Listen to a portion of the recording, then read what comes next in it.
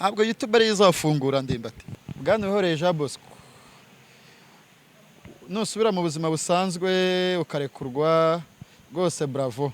Ko witwaye uyu munsi bitandukanye nuko witwaye mbere wihisha abanyamakuru udashaka ko bagufotora, ariko nubwo uyu munsi wasabye umucamanza ko udashaka ko ufatwa amashusho n'amafoto akabyemera ku gipimo gisa nkaho ari ntacyo, kuko ibyakozwe n'ubundi ntabwo bisaba kwandikira urukiko.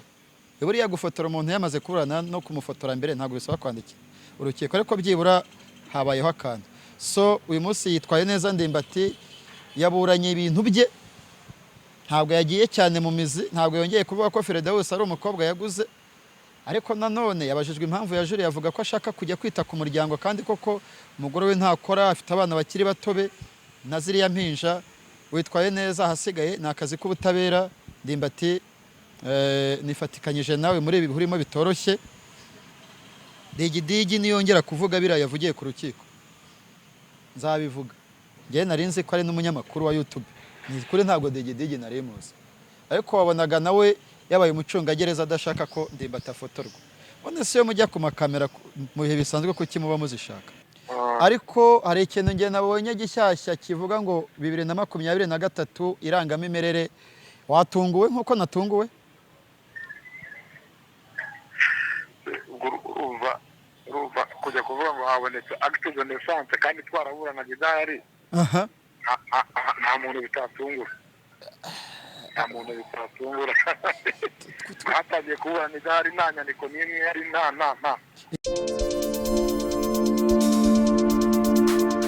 Right, Jaras Official TV, reka tubasuhuze, twizere ko mumeze neza cyane, twizere ko muri amahoro aho muherereye, twizere ko mumeze neza. Jean Paul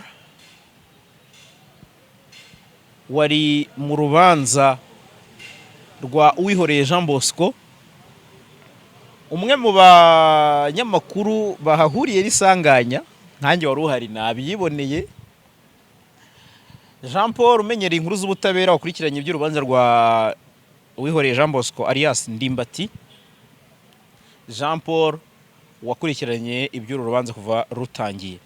Turi kumwe kugira ngo tuganire, dusesengure, namwe mugende muduha ibitekerezo byubaka, kuko ibisenya buriya ntacyo bitumarira. Sibyo? Nanjye akazi ko gusiba comment zitukana ntabwo nagasabye. Nujya gutukana rwose cyo byihorera. Jean Paul ndakwakiriye, mpereye aho cyangwa se kubyo mvuze, ubwo reka mpere kuri wowe. Urakoze cyane. Uranyakiriye uhita unambarizamo ikibazo hagati.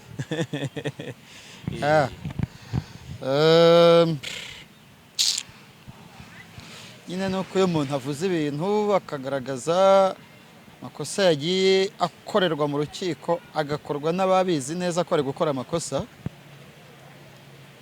bamwe bavuga bati utangiye kurengera nyamara. Uwihoreye Jean Bosco wamenyekanye ku izina rya Ndimbati. Twibutse abantu ko Ndimbati atari izina rye, ni izina ry'igihangano cya filime yamenyekanyemo, nyine we yitwa Ndimbati, harimo n'abandi bagiye bitwa amazina. Yavuze ko cyanditse muri RDB, ikigo cy'igihugu cy'iterambere. Ndimbati rero yatawe muri yombi. Kuba afunze nta nubwo ari ikibazo. Gereza mu Rwanda hari gereza 13. Numva ko Ndimbati atari Kampala, sinawe urimo wenyine, yanavamo n'undi ajyamo. Gereza ni transit, abantu binjiramo abandi basohoka. Uriya hari abataha abandi binjiye. Rero kuba Ndimbati yafugwa ntabwo icyo kibazo. Ahubwo ikibazo uyu munsi arafunze, afungiye iki? Ndimbati afungiye akurikiranwaho icyaha cyo gusambanya umwana utaruzuza imyaka, egare bihita byitwa ku gahato, kamuviramo no kumutera inda y'impanga. Ndimbati kandi akurikiranwaho icyaha cyo gusindisha uwo mwana w'umukobwa kugira ngo amusambanye. Uwihoreye Jean Bosco byamenyekanye cyane ku munsi w'abagore wahariwe umugore ku isi n'u Rwanda rurimo. Iriya filime niba ari ntabyita filime, si filime ya Sabe na Firdaus. Iriya scene Ndimbati nuko atabivuze, ikintu cya mbere ari kwibaza ku kiriya scene yasohotse ku itariki ya 8, gasohoka ku itariki ya 8 Werurwe, ku munsi w'umugore, ku munsi haba habungwabungwa uburenganzira bw'umugore. Ikintu gikomeye cyane. Buriya igifungo cyatangiriye hariya, kuki tasohotse ku itariki 10, kuki tasohotse kuri 15? Nicyo ko ari ukwerekana akarengane uwo mwana yagize, bakavuga ngo kweri no ku munsi w'abagore Sabe, niyo mpamvu Sabe agaruka, niyo mpamvu Feredaus agaruka. Ni nk'umuntu upfobya jenoside kuri zirindwi, ebana akagira gutya akabatemya inka. Uriya ubundi njye ku bwanjye yagapfa, akwiye gupfa. Wowe ucunze icyunamo kibaye nibwo ugiye gutema inka z'abarokotse jenoside, ucunze icyunamo kibaye nibwo ugiye gutera grenade ku nzibutso. Abatabizi bakiri bato nka ba Keve bigeze gutera grenade ku rwibutso rwa Gisozi. Ruguru gato hari force y'abasirikare na military, yabajya kuri military bakarwana. Rero iriya film ubundi ari amashusho y'uriya mukobwa yasohotse ku itariki ya 8, ubwabyo egari igifungo. Rero Ndimbati yaraburanye, aburana mu mizi atari byo byari binakenewe. Hari hakenewe ko aburana ifunga n'ifungurwa, ariko abanyamategeko be of course bamugiriye inama yo kuburana uko yaburanye, ntabwo tubisubiramo. Maître Irene Bayisabe n'uwo mwunganira kuva yatabwa muri yombi ku itariki ya 28. Dusubiye inyuma gato, ku itariki 11 z'ukwa gatatu nibwo RIB yatangaje ko yamutaye muri yombi. Tariki ya 28 urukiko rutegeka ko afungwa iminsi 30. Ndimbati mu byo yireguye tubisubiremo, byatwara umwanya, ariko barabizi. Wazashyiramo na cya kiganiro, ushobora gushyiramo link, urumva Keve, shyiremo link yuko twagerageje gusobanura uko Ndimbati yaburanye. Wacikanwe niyo intervention twakoze tukerekana uburyo yaburanye ifunga n'ifungurwa, click kuri link arabireba. So kuvuga ngo ucuruze, ahubwo barebe bamenye. Ndimbati uyu munsi ari kuburana, ari gusaba kurekurwa by'agateganyo kugira ngo ajye kwita ku muryango, harimo umuryango we, umugore w'isezerano n'umwana, harimo n'abana babiri yabyaranye na Feredaus. Ngewe nandikiye urukiko rukuru rwisumbuye rwa Nyarugenge, kuko ariho yatangiye kuburanira uyu munsi detention y'ubujurire. Ndashimira ubutabera bw'u Rwanda, ndashimira urukiko rw'ikirenga, ndashimira umuvugizi w'inkiko z'u Rwanda Mr Harrison Mutabazi, yego ndashimira kandi Monsieur Bwana Udahemuka Adolphe, perezida w'urukiko rwisumbuye rwa Nyarugenge, uruyoboye kuva mu mpera za 2018. Imyaka 4 ayoboye uru rukiko, nyuma yo kuva i Muhanga nabwo ari perezida w'urukiko, akayobora urukiko rwisumbuye rwa Gasabo. Ni umugabo wayoboye n'urukiko rwo ku Kibuye rwa Karongi, afite ubunararibonye muri leadership, by'umwihariko mu mategeko no kuyobora n'uburyo wahuza abantu. Ngewe nandikiye urukiko saba gukurikirana urubanza rw'uwitwa Uwihoreye, kuko ntabwo ari inshuti yanjye cyane, twahujwe n'akazi, usibye ko Ndimbati nta n'ikiganiro cy'umwihariko turagirana. Ni umusitari nyine, ni mwebwe mwamukoreshaga, kandi nta hantu twari guhura kuko mba mu butabera. Abantu bagira ngo ubutabera, inkuru z'ubutabera nzigiyemo kuko Ndimbati afunze. Oya, nzigiyemo kuva muri 2010, si kera, imyaka 12. Urambye mu butabera? No, nakurikiranye urubanza rwa Madamu Victoire Umuhoza Ingabire, yatangiye kuburana muri 2010. Nakurikiranye urubanza rwa Cassien Ntamuhanga na Kizito Mihigo. Nakurikiranye imanza z'abantu bateraga amagrenade mu mujyi wa Kigali, imanza z'abayisilamu bitwaga ko bakorana n'imitwe y'iterabwoba, n'imanza z'abantu bakurikiranweho ibyaha mu bukungu bw'igihugu.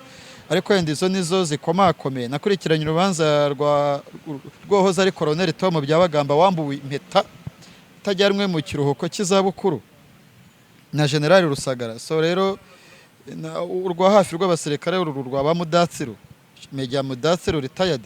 So tereye imanza, tereye inkiko, tereye mu manza uko umunyamakuru yitwara mu rukiko, si nkeneye kubyigishwa. Ni nabyigishwa mbibwiwe n'abacungagereza nzabyumva kuko bafite imbunda banagushyiraho amapingu kuko bavogera urukiko rurigenga, urukiko rurisanzura.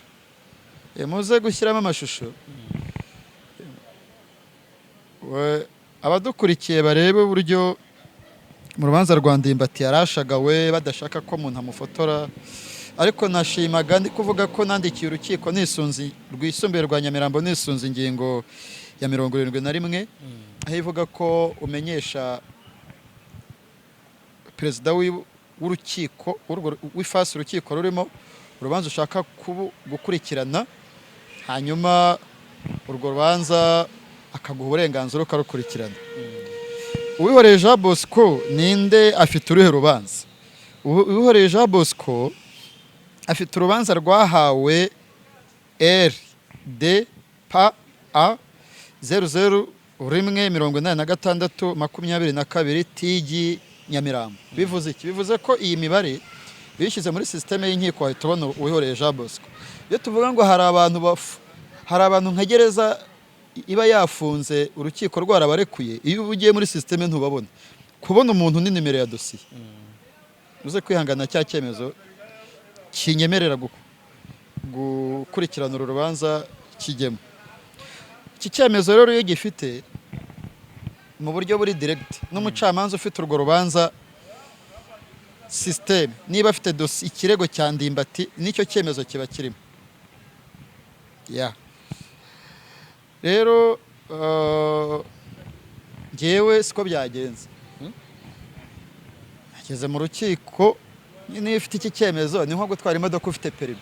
Polisi aragufata ugatera ikinyoteri uti bite perimi ukayimwereka. Ufite perimi uhita uca mu migozi.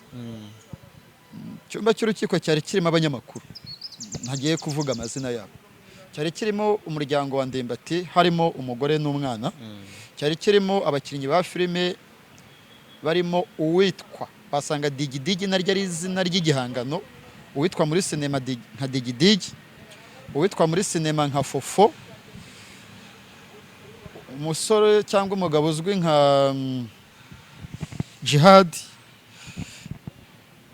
n'abandi ba filmeka. Jihad we ni umuturage. Jihad si byose uyu uri mu rukiko uba uri umuturage nk'abandi kuko nta gitangazamakuru ukorera kizwi, ariko ni umwe mu bantu bafasha aba basore bakora ibiganiro bya show business.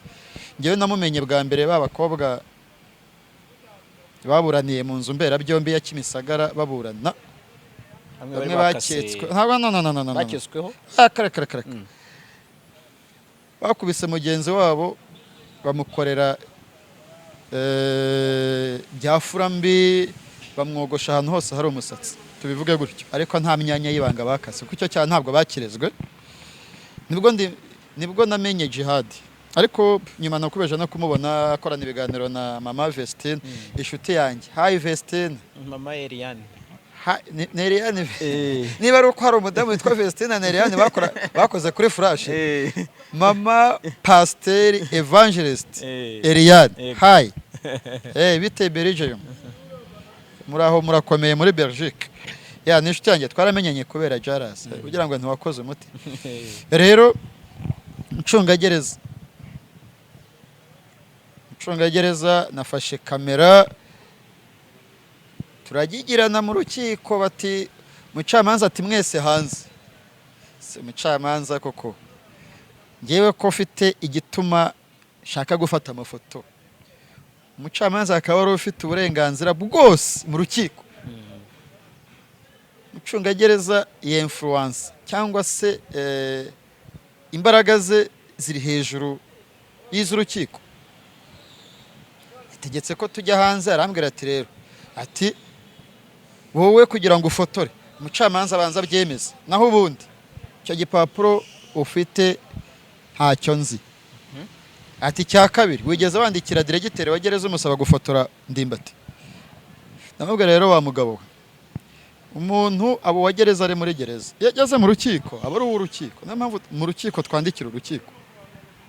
Ariko RCS urwego rw'amagereza rushinzwe imfungwa n'abagororwa mu Rwanda, niba hari itegeko rivuga ko gufotora no gufata amashusho umufungwa ubisaba RCS bazarizana cyakora afite ingingo ya 71 ivuga ko umunyamakuru cyo nticyabaye umucamanza umenyereye buriya hari umucamanza uza mu rukiko atamenyereye ari mushya atari mushya mu mwuga ariko ari mushya muri urwo rukiko umucamanza umenyereye w'umuhanga unzi neza ariko anzi nk'umunyamakuru yageze ati muceceke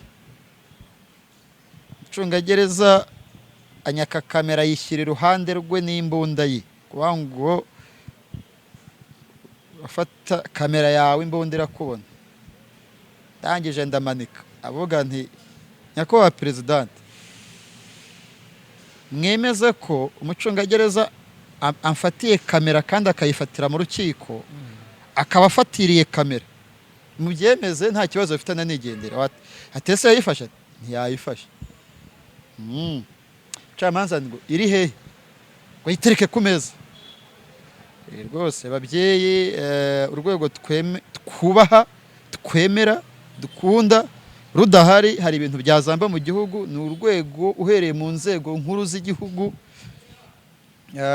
rufite icyo rusobanura urwego rw'ubutabera ntabwo ari byiza kubwira umuntu mukanga kubwira umuntu mu mvugo nziza ya kibyeyi nk'umuntu kandi arumva kuko ntabwo biri ari byiza buriya rwose ntabwo ari byiza uzi buriya perezida w'urukiko rw'ikirenga ni uwa 3 mu gihugu niba atari uwa 2 umukuru w'igihugu perezida wa repubulika perezida wa sena perezida wa sena perezida wa repubulika perezida wa sena na perezida w'urukiko rw'ikirenga minisitiri w'intebe ari uwa 4 kugira ngo mubyumve iyo mu mwiherero abajya bajya mu mwiherero perezida Kagame nk'iyo watinze kuza cyangwa se nko mu kiganiro cya kabiri usigara yo ibiganiro byose ni perezida wa sena buriya adahari perezida w'urukiko rw'ikirenga perezida ntikushinga amategeko urukiko rw'ikirenga bya bintu bigenerwa abakozi ba leta abamurinda mu buryo budasanzwe perezida wa sena agenerwa nabo nibagenerwa so ni umuntu ukomeye rero umucamanza yabonye ibaruwa yasinyweho na perezida w'urukiko aravuga ati no ndavuze ngo icara ntabwo uru rubanza urufataho amashusho n'amafoto amashusho burya erega afite kamera ifata amashusho n'amafoto nese nyakubahwa perezidate hemewe iki uyu muntu akantu yagobetse ngo uramufata amashusho uhagaze ndamufata amashusho mpagaze ati ntabwo byemewe apo natinya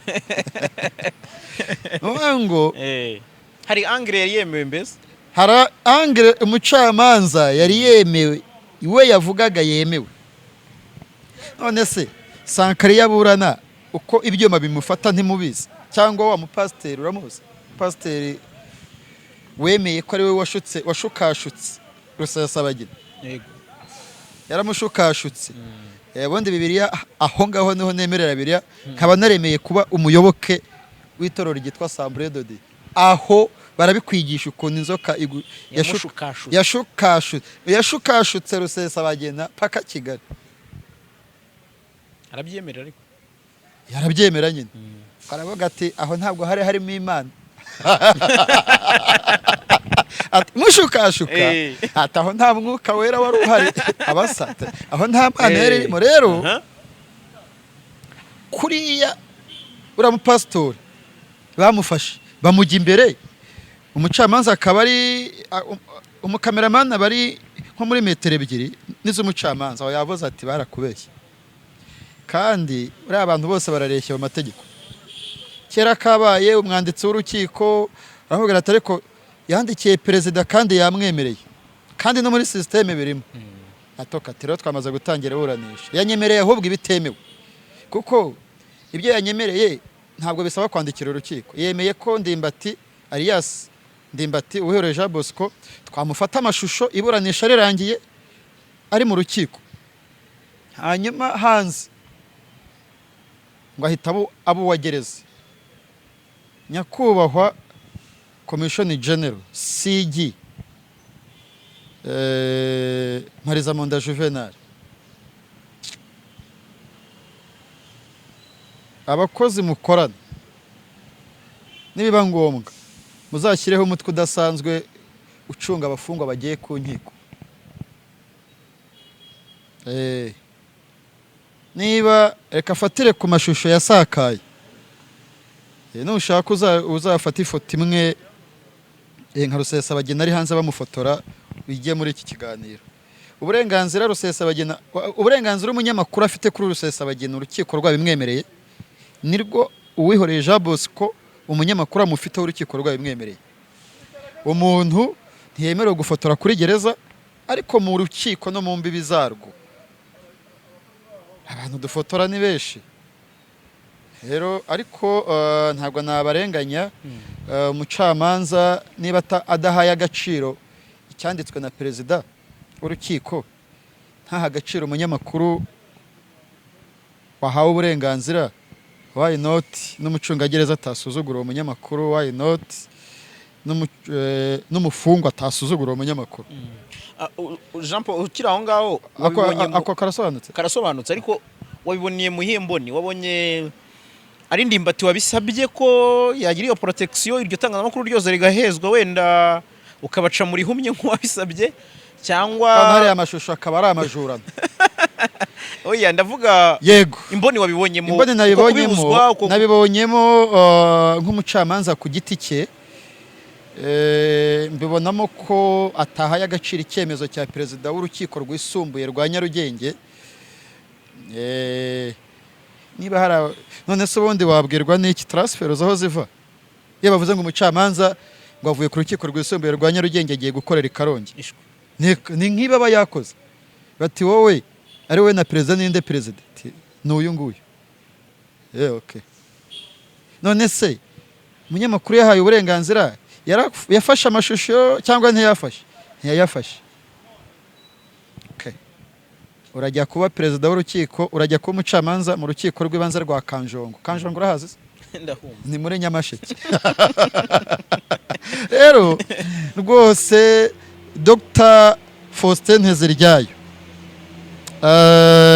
akoresha imbaraga nyinshi, bareke kuvuna uyu musaza.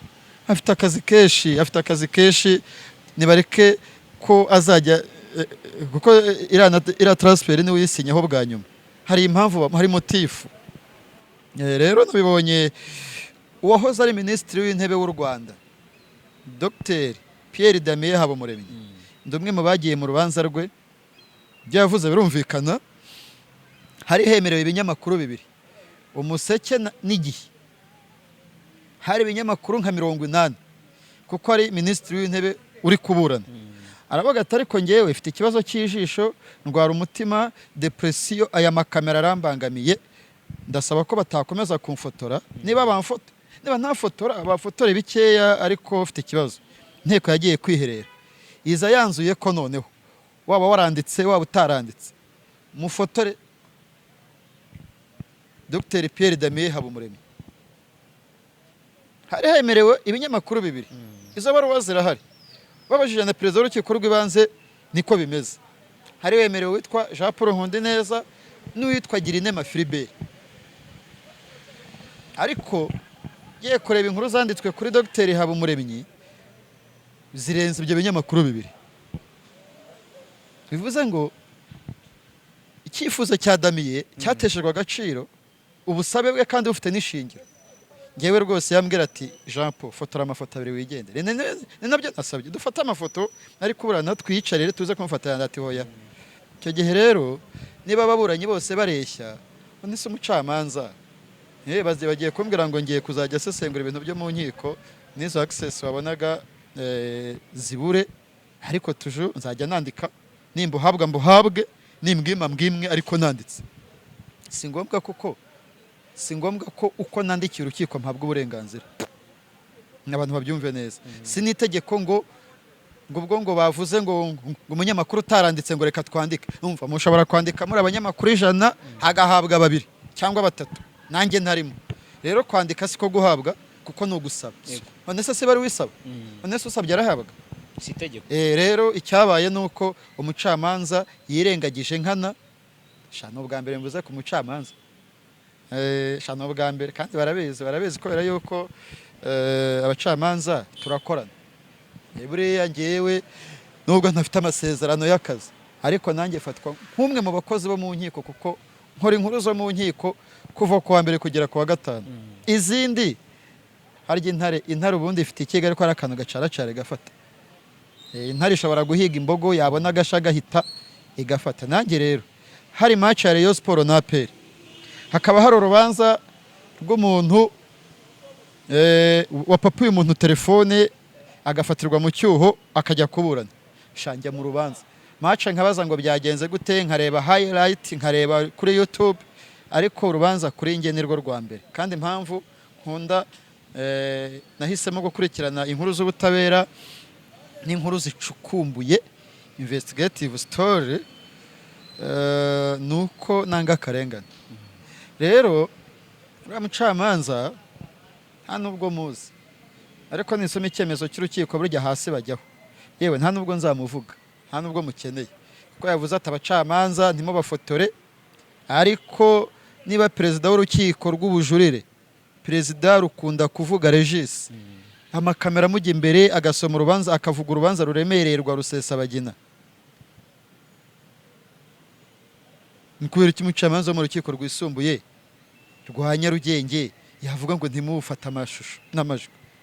Niba mu rubanza rwa Ndimbati icyemezo cyasomwe, ijwi ry'umucamanza ryarasohotse asoma icyemezo cyangwa ntiryasohotse? Ryarasohotse.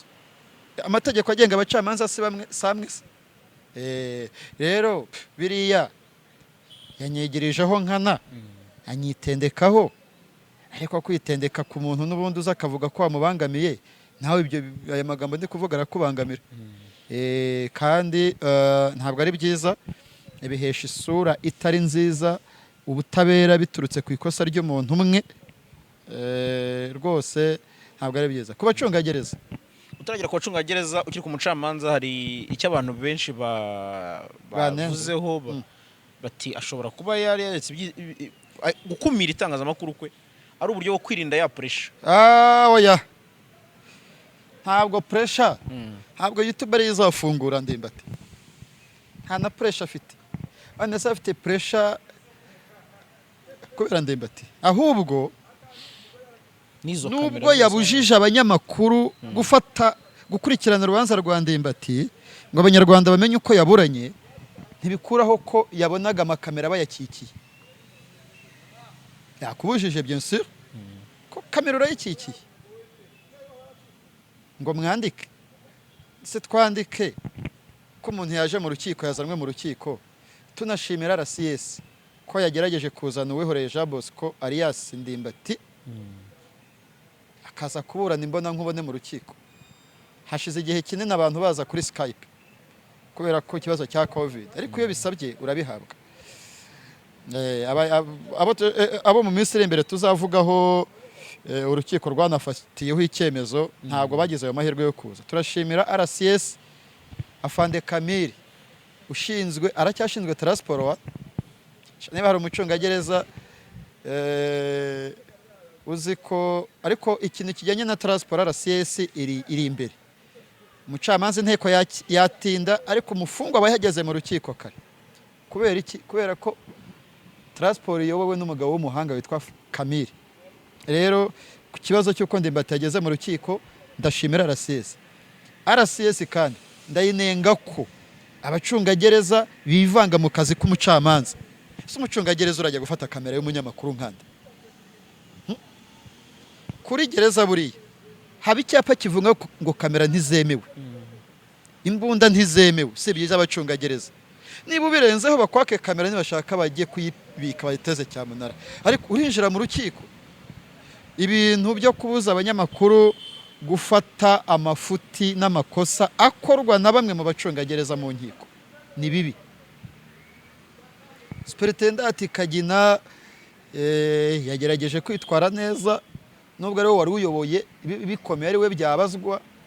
Yabimenye nyuma ko hashobora kuzamo umwuka mubi, araza arambwira ati Jean Patingwine, ati turaziranye, twarakoranye, uri umwana wacu, mpamvu bavuga umwana wabo ni uko nkora inkuru nyinshi z'abafungwa kandi akabona ni njye buri gihe ugaragaza inkuru zo mu butabera. Rero ntituze gupfa ubusa. Nujya hanze ugafotora abafungwa bari hanze turagufunga. Nujya hanze abantu umucamanza yavuze ko ufotora urubanza rurangiye, ariko nabyo ntabwo byashobotse. Itsinda ryari iriyobowe na Superintendent Kagina. Arya Kevin ufite ifoto ye, ariko hari ishusho yari ari mu rukiko. Bamwe mu bacungagereza harimo n'uwo witwa Kagina, n'ifoto ye irahari rwose. Please, ariko abacungagereza sinabarenganya, ariko sha nabarenganya. Nta rubanza ruba rugoye nk'urw'abasirikare. Kubera iki muri military iyo byabagamba yaburanaga abanyamakuru bamwemereye kumukamera, aho kwabonaga abasirikare bari hambo. Abasirikare rwose urukiko rwa gisirikare iyo umunyamakuru rwamwemereye ko afotora, noneho abasirikare aho mbakundira niyo baburanishije abasirikare mu ruhame, bamwe barasabana bazana amakamera mufotore akatirwa babone ko igisirikare RDF kiri seri. Urubanza zibera mu ruhame. RCS abacungagereza bamwe ntabwo ari bose bavangira inkiko. Ndumva icyo kintu gisobanutse. Ariko ntibazongere, reka tukiveho. Kandi Mparizamunda niwe komiseri, urumva, hanyuma na komiseri wungirije barebe ukuntu iki kintu by'umwihariko hajyaho special force rwose icunga abo bacungagereza. Ujye ku rukiko umerita kuba umucungagereza uzi agaciro k'umunyamakuru ku rukiko, uzi uko yitwara mu rukiko, uzi agaciro k'umucamanza mu rukiko. Buriya kuri gereza haba abacungagereza batwara abafungwa guhinga. Ntabwo umuntu utwara abafungwa guhinga yajya ku rukiko, si byose. Hari umucungagereza muri ka kazu utoroka kurasa. Rero hajyeho imitwe itandukanye. Ni igitekerezo nini nama kubera ibyakubayeho. Ntabwo ari ubwa mbere, ariko yewe igitekerezo nimubishyira mu bikorwa muzanyibuke. Ngewe naharaniye ko RCS igira isura nziza, ariko uyu munsi umuvugizi wayo CSP Pere Gakwaya n'abandi bacungagereza bakeya barimo kuvanga. Ubu Pere ntabwo nge namuhamagara ntaciye mu buvugizi bwa guverinoma.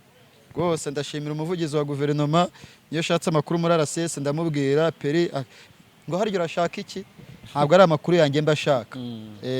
Rero uru rwego mbere kera barwitaga abasoroveya, bakaba bumva nyine ngo umusoroveya. Twaharaniye ko rugira agaciro, dukora ibiganiro byinshi bitanga isura nziza ya RCS. Nta bije RCS yigeze ikora ngo bayimpe, ni ubwitange. Please, ibintu byubatswe mureke kubisenya mu gihe gito. Kandi 2013 cyangwa na 2 higeze gutoroka abafungwa 8 harimo n'abaregwa ibyaha bya jenoside muri gereza ya Huye. RCS igira isura mbi, mpita ntegura ibiganiro byerekana ko gutoroka k'umuntu atari ikintu gikomeye, ahubwo hakozwe iki, kuko baratoroka, ahubwo hakozwe iki. Urumva icyo rero, icyo nicyo twaharaniye. RCS tuyikorera. Nta mucungagereza wo mu Rwanda cyane abawufisiye kuva kuri Superintendent na Fande Mparizamunda aranze, kuko yabaye umupolisi aba no muri Police FC. Urumva, Afande Muhisoni aranzi, ntabwo ndi kubyiyitirira. Fande Muhisoni aranzi, ntabwo nzi nk'umuntu wa fake uraho. Nanga karengane bari bagiye kubindikiranya RCS. Nkora ibiganiro byinshi, buri wa mbere mbaha ikiganiro. Nta muntu wo muri RCS ntahaye ikiganiro. Peri yayoboye ibintu byatije, namwakiriye inshuro nyinshi. Rero uyu munsi bareke gusenya ibintu byubatswe. Uyu munsi n'urwego rwiyubashye, bareke kurusenya. Ntabwo twishimiye kuzajya tuza ku makamera tuvuga ibintu bibi bitagenda muri RCS. Turaharanira ko yaba institution ikomeye yiyubashye. Okay. Yes. Ni RCS wari uri gukomozaho cyane kubera ko wenda nawa mucamanza wakoza amabara. Umucamanza kubera ko bitambitse mu kazi kawe, ariko reka tukiveho tujye ku rubanza nyirizina. Ujya gutangira ukomoje ku kintu cyo kuvuga ngo Ndimbati uri kuburana mu mizi, kandi tuzi ko ari kuburana ifungwa n'ifungurwa ry'agateganyo. Kucyo bivuga gutyo usa nk'ugira ikintu ubwira abantu ku rubanza rwa Ndimbati cyangwa se Uwihoreye Jean Bosco? Abumva ururimi rw'ikinyarwanda, abanyarwanda bari imbere mu gihugu n'abari hanze, inshuti za Ndimbati, abafana be, by'umwihariko umuryango wa Ndimbati. Ndimbati afite abanyamategeko 3. Sinabanenze, muzi se ko ntongera kubanenga. Ndimbati aburana mu mizi kuko agaragaza amavu n'amavuko yo guhura kwe n'uriya mugore babyaranye, kandi ari kuzabivuga mu rubanza rw'ifunga, yari kuzabivuga mu rubanza mu mizi. Aburana mu mizi kuko avuga uko yahuye na Feredawusi. Aburana mu mizi kuko avuga ko avuga ukuntu amurerera abana. Aba yagiye mu mizi, navuge icyo yifuza kugira ngo rekurwe by'agateganyo, anatange garanti yuko atatoroka ubutabera. Urubanza rwahinduye isura. Ubushinjacyaha bwavuze ko bugiye bwatse irangamimerere aho uriya Feredawusi yavukiye, bavuga ko bazabiha ubushinjacyaha muri 2023. bavandi Ndimbati azaba ari kibazo. Ubundi igihe cyose ubushinjacyaha budakonveka umucamanza mu bwisanzure bwe, umucamanza ategeka ko umuburanyi arekurwa, ibyo bimenyetso byazaza kongera agakurikirana. Rubizi ko bigenda. Niba umwavoka wa Ndimbati adakonveye ku mucamanza impamvu akwiriye kurekurwa by'agateganyo, umucamanza ategeka ko afungwa. Niba ubushinjacyaha buterekana impamvu akwiye gufunga, umucamanza ategeka ko arekurwa. Ndasaba ko rwose umuryango wa Ndimbati nibicarane n'abavoka barebe ukuntu bakwiga iriya dosiye. Umwavoka we yibazaga ngo urubanza rwabaye urwa politiki. Kubera iki? Kubera yuko impamvu yabivuze nuko n'imbaraga yabonye umucamanza yashyize muri uru rubanza, kubuza abanyamakuru n'ibindi, noneho atangira kwibaza niba koko urubanza rwabaye urwa politiki. Ariko ntekereza ko atari urubanza rwa politiki, ahubwo nuko ariko ahari byashatse kugenda. Wowe uko warwumvaga ni ubwa mbere wageze mu rukiko Ndimbati aburana, wabonye rutahinduye isura? Byahinduye isura.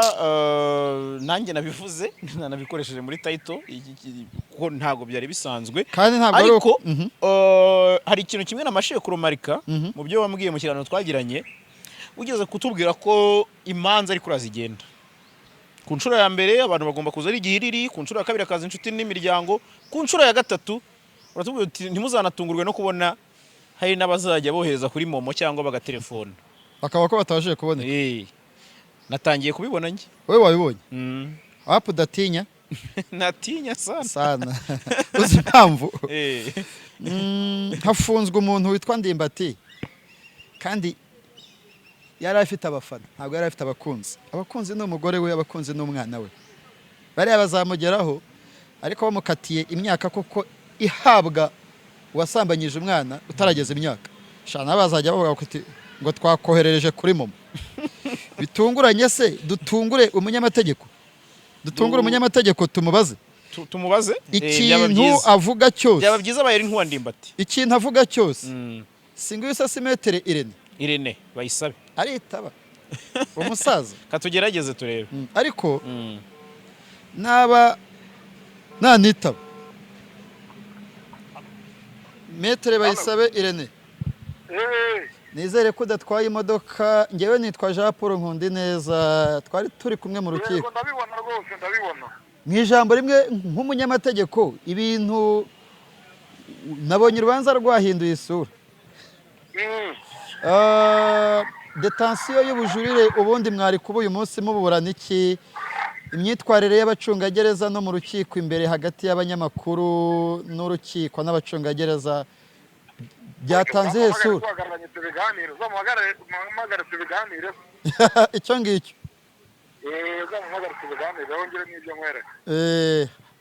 ariko hari ikintu njye nabonye gishyashya kivuga ngo 2023 irangamimerere. Watunguwe nkuko natunguwe?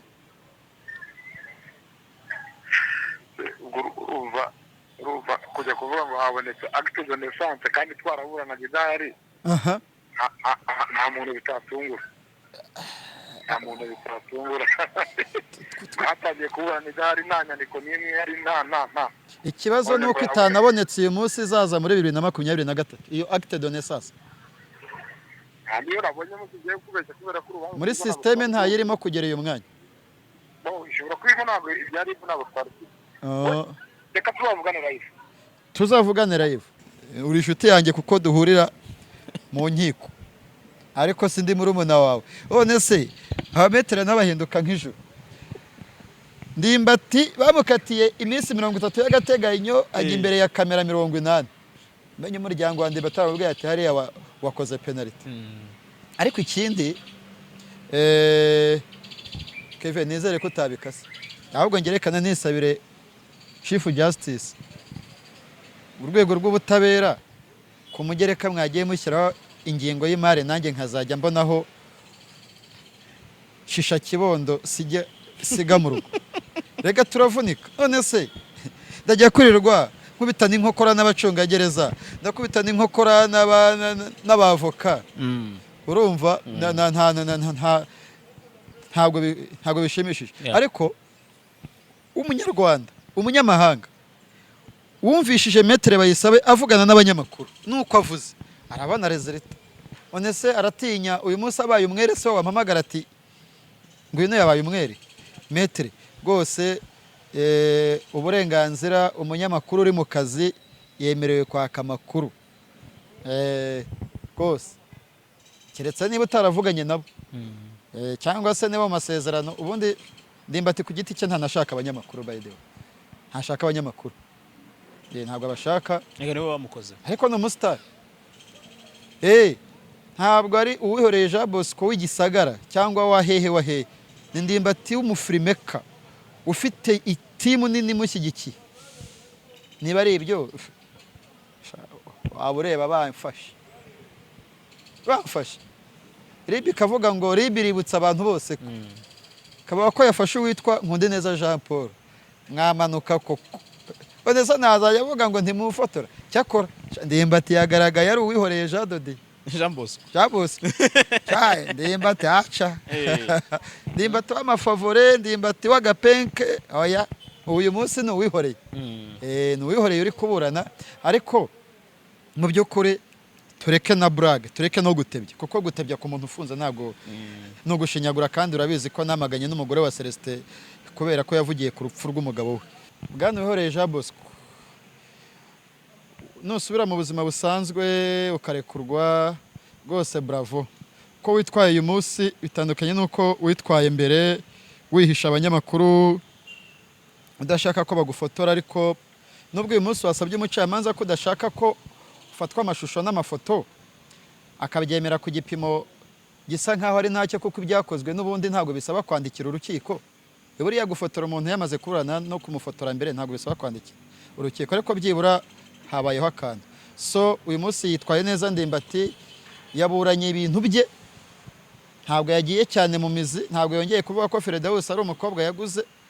Ariko nanone yabajijwe impamvu ya juri yavuga ko ashaka kujya kwita ku muryango kandi koko umugore we ntakora afite abana bakiri batobe na ziriya mpinja. Witwaye neza hasigaye ni akazi k'ubutabera. Ndimbati nifatikanyije nawe muri ibi bihurimo bitoroshye. Digidigi niyongera kuvuga biriya yavugiye ku rukiko nzabivuga kandi biracyahari kuko atari umwanya wa Digidigi. Namenya nimero yanjye nanjye nimenye nzamuhamagara mu bwire ngo ntazongere. Ngiye nari nzi ko ari n'umunyamakuru wa YouTube. Ni kuri ntabwo Digidigi nari muzi. Ariko wabonaga nawe yabaye umucungagereza adashaka ko Ndimbati afotorwa. None se yo mujya ku makamera mu bihe bisanzwe kuki muba muzishaka? hari ikindi se twavuga ku rubanza rwa Ndimbati? nta kindi, reka duse nk'abahinira aho ngaho kubera ko none se tubwiye abantu igihe urubanza ruzasomerwa. urubanza ruzasomwa ku itariki 28 saa 8 z'ukwa kane. icyumba cy'urukiko ndatekereza ko kizaba kirimo isinzi ry'abantu. Hagati aho ariko abantu bashyize abacungagereza mu rukiko bagahagarara umuntu ku muntu, uzi ko na Jihad bari bazi ko ari umunyamakuru, bamushyizeho umucungagereza n'imbunda, ngo uwo muntu ngo ntafotore ngo ntiyandike. Ibaze ni ukuri, nta wundi uzi wari wambaye ishati y'umweru bavuze ngo uri mu biki.